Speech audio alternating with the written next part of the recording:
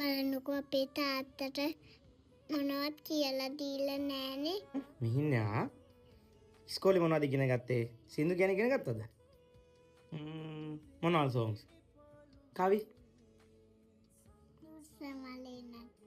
රෝසමලේ නටු කටු? හා කියන්න දෙන්න. තාත්ති කියනද වා කියනවද? මම කියන්න. රෝසමලේ නටු එකටු අත් බිඳෙයි පය බුරුලෙන්. එහෙම නෙමෙයි තාත්තා. එහෙනම් කොහොමද? බලන්නකෝ අපේ තාත්තට මොනවත් කියලා දීලා නෑනේ ඉස්කෝලේදී.